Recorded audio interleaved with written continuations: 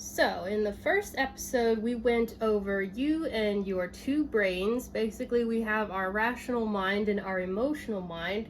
These two are working side by side, but they're also kind of getting in each other's way, especially when we're not aware of them or how they function. That was the first episode. Here in the second episode, we're going to talk a little bit about the child. So some of you may be very familiar with the fact that children think very differently than we do. And to kind of extend that analogy, animals seem to think more differently even than that.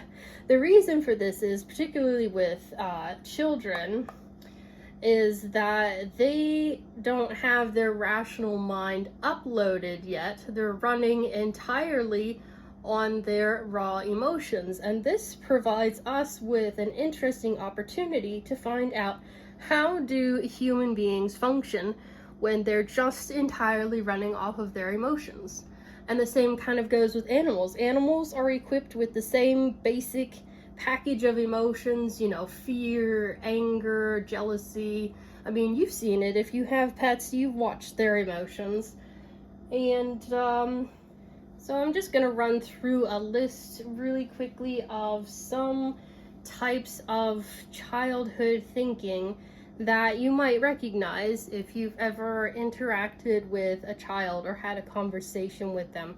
The first one is their habit of black and white thinking.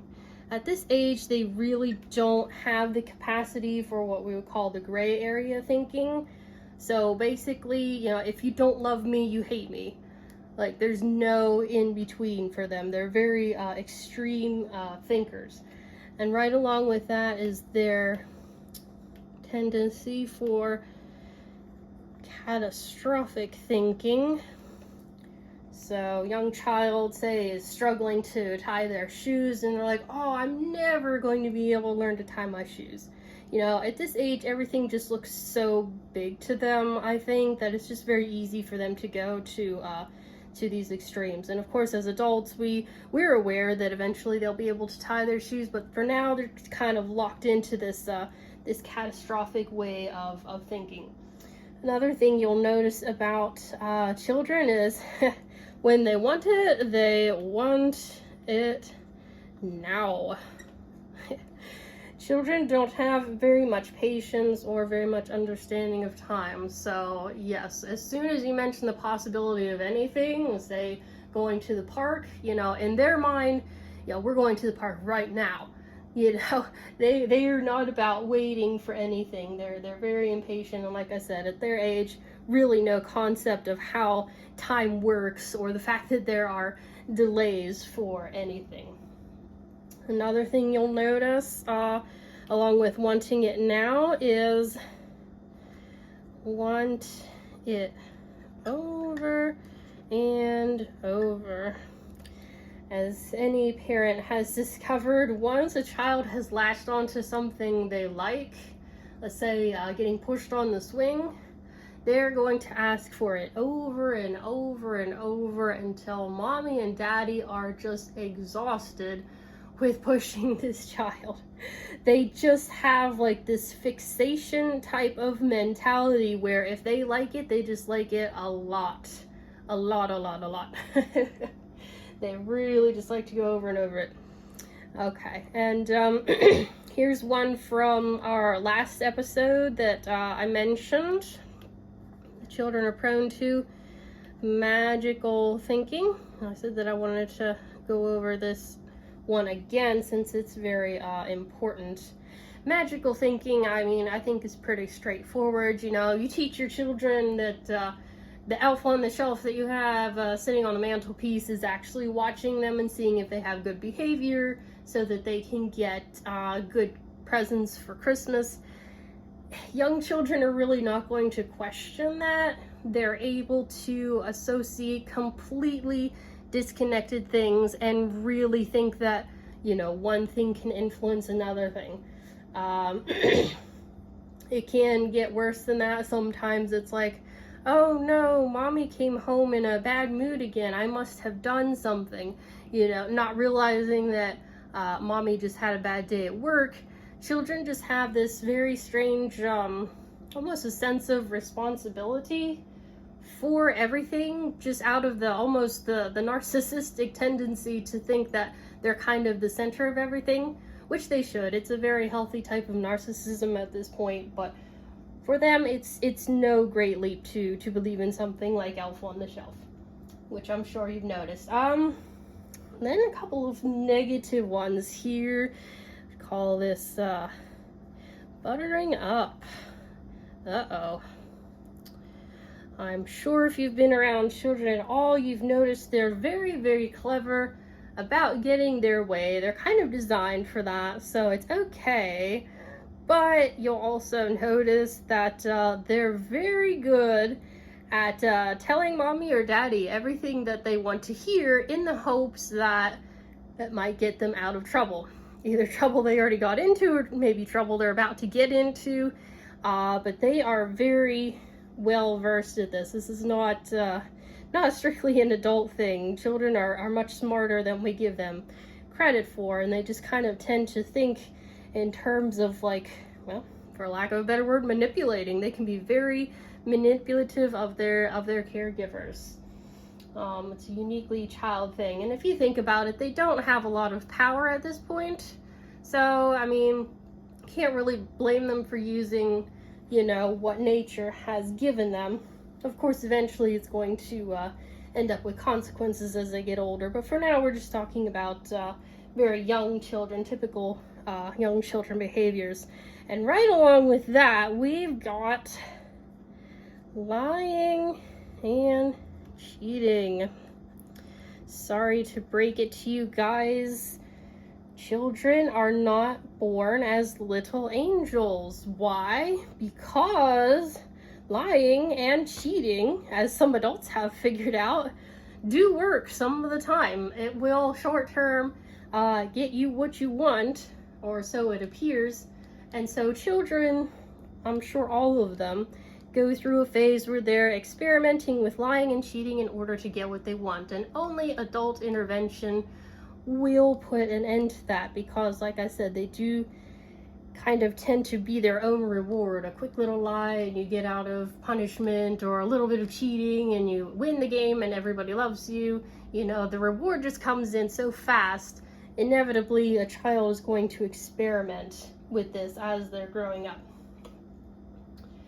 Here's another one that I love.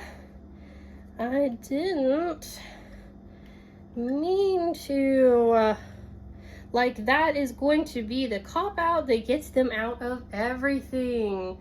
I don't know why children adhere to this so religiously, but they really do believe that as long as they didn't intend to make a mistake or to break that vase or whatever it is that they did, that should be their ticket out. I mean, it might come down to just their purity of heart, or I'm really not sure, but with great adherence, they will tell you that they did not mean to do anything and they intend to get out of responsibility for mistakes as long as they didn't do it on purpose. In the adult world, obviously this doesn't work. We're very much responsible for the things that we break, whether we meant to or not, but to a child's mind, that's just not how they think. Not at all. Another one you'll notice, give an inch. Like I said, children tend to be very manipulative. It's how they, it's the primary tool that nature has given them to get what they want. And so if you give them an inch, they'll take a mile, as the saying goes. So you give them a little bit of an allowance or a break or whatever, they're bound to come back around and work you over really good the next time when they want something in a similar way. So expect that children will find those weak points and they will push on them to get what they want. They also tend to idolize adults. So also part of nature, children are always looking upwards. And so that results in two things. One is that they want to grow up really, really fast because they want to be like mommy and daddy, or perhaps like an older sibling.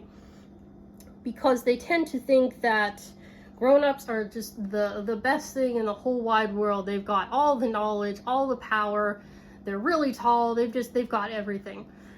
And so children tend to think way better sometimes of their caregivers than the caregivers actually deserve.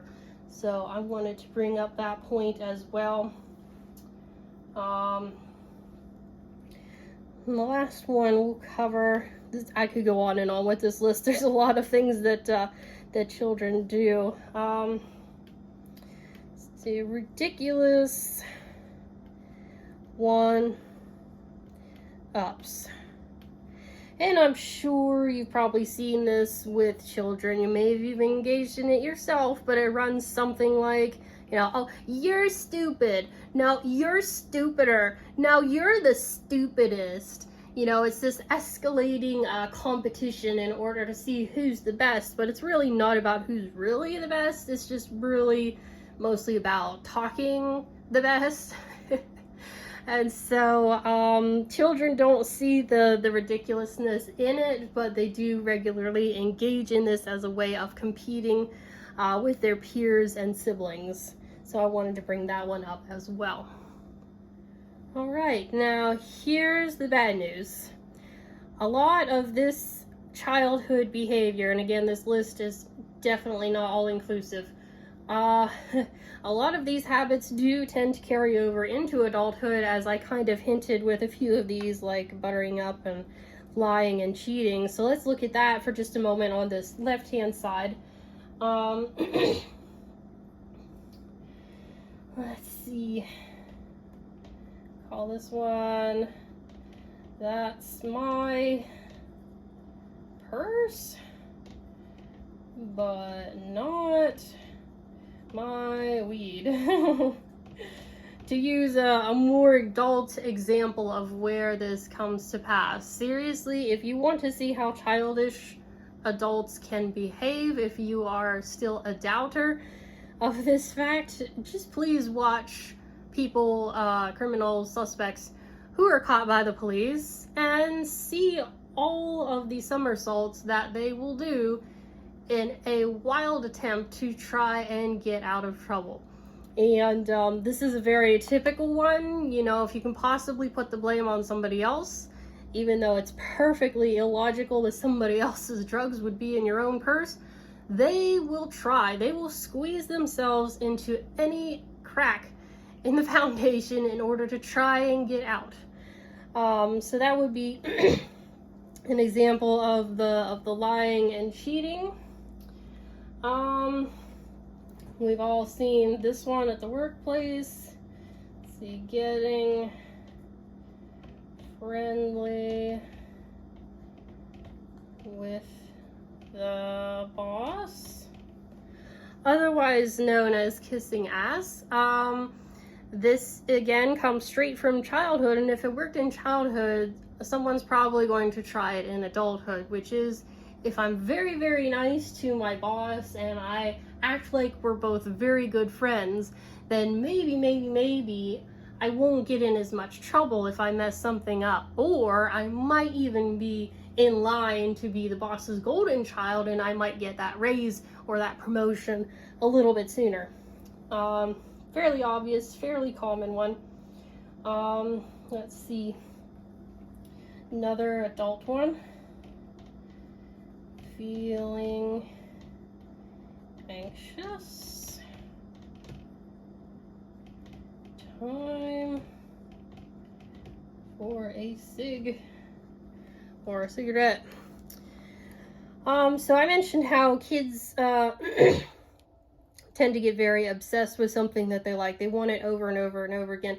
And this tendency towards addiction does travel right up into adulthood, and it takes more adult forms, usually something, you know, very obvious like cigarettes or alcohol, where you're getting that hit that you need. It might also be less obvious things like being a workaholic, or, you know, heaven forbid, a sexaholic or something of that nature.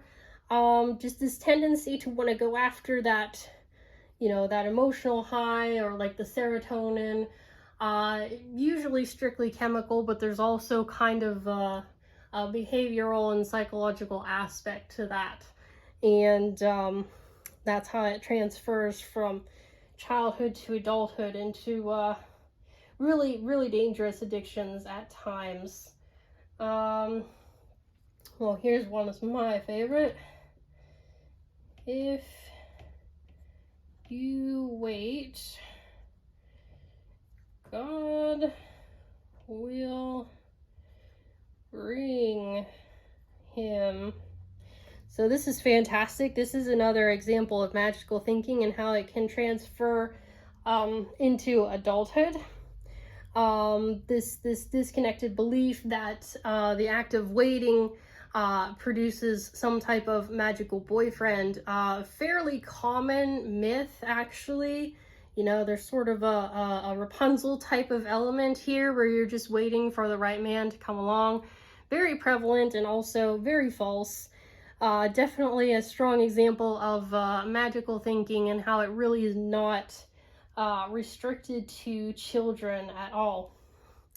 So with these examples, I hope that you're seeing how some bad habits from childhood can spill over into adulthood. And now I want to kind of talk about why that is. You know, why, especially something like lying and cheating, you know, was it just that they weren't parented well? Were they raised to be little heathens? You know, what is really going on here with this childish behavior just sort of hanging on? Maybe that. Well, it really comes back to what I just said. A lot of the behaviors that children do, again, remember that they're operating from raw emotions. All emotions do, really, is they are looking for that hit or they're looking for that release. And wherever they found a way to do that in childhood, the brain will remember that. And your first impulse in adulthood, unless there was some direct intervention, your impulse is going to be to go right back to the same place wherever you found that release. This can lead to a lot of toxic behaviors. Let's say, for instance, you learn to feel better about yourself by being mommy's little helper. And then you grow up to be an adult and suddenly you're that toxic person that's running around trying to help everybody, but it's not for them. It's for you to get that hit of self-esteem in order to feel like you are good enough. Or let's go even worse than that. Let's say you're a kid and you got mad and you went over and you slapped somebody. You just learned that the release for anger is to use violence against another human being. And believe it or not, that kind of opens a door that if it's not proactively shut, that adult is going to remember that. Maybe not consciously, but subconsciously. And whenever they feel that anger, that emotion rise up, they're going to want that release. And the first place they're going to think of at the emotional level, not necessarily the rational level, is, oh, I got my release on a human being. You know, I need to go and enact violence on somebody in order to feel better right now. It's really simple conditioning. If you've ever gotten into animal training at all, it's pretty much the same thing. Animals are trained by linking things together. So when this thing happens, then after that, this other thing happens. So like with your cat, it might be that, oh, when the human being walks into the kitchen, then what happens is I get a treat. So every time the human being walks into the kitchen, the cat must show up and must get the treat because that is the thing that we do. You know, it's just a conditioned response at this point. So I guess what we really ought to be concerned about at this point is changing some of our behavior. Can it be changed? You know, the emotions exist at a very subconscious level. Can it even be fixed? You might even be wondering at this point, are emotions even worth keeping? At this point, it sounds like they get us into a lot of trouble and have since childhood. And if the rational mind is the next step, then perhaps we should just leave our emotions behind altogether. But I can tell you that there's plenty of movies, TV series, episodes, etc. that have gone over the horrible apocrypha where human beings don't have emotions anymore. Maybe it's an entire race dedicated to having no emotion and only reasoning. So I'm not going to go into that possibility. What I think we need to do is really think about how our emotions reside within us. And so there's a reason I set up this board this way. Notice that I had written all of the childhood thinking over here, and then the adult responses over here. In the last video, we had the rational over here and the emotional over here. So I want you to continue to think this way, but from this point forward, we're going to be thinking a little bit even more specifically than that. This side is going to be the inner child. Whether you've heard of that psychological term or not, we're going to get into it a little bit more later. And think of this side as the inner adult. So the problem right here should be fairly obvious at this point. The only thing stopping your emotions from taking over your life is the strength, or in some cases weakness, of your inner adult, or rather, how developed is your rational mind enough to be able to overcome your emotional mind when the time requires it. So for instance, to use a really violent example, let's say the cops are yelling at you, they're telling you to get down on the ground, and instead of doing what they say, perhaps you turn and you run away. You might even do something more foolish, like reach into your pocket or dive into a car, which cops are going to interpret as you going after a gun. In this case, the emotional took over and the rational was shut down. This very often happens when your emotions are very strong. The prefrontal cortex does have a tendency to shut down. This is a very real thing. And in this case, it could cost the person their life if they don't have a strong enough inner adult to take control of the situation and do what is needed, regardless of what's going on over here on the emotional side. So I hope that you are able to get something out of these videos. In our next episode, we're going to go over some more of this. We're going to kind of get into the dark side of psychology, more deviant psychology, criminal tendencies, etc. So it's going to get a little bit dark, just to forewarn you, in the third episode. But I hope that you found this video informative. See you in the next one.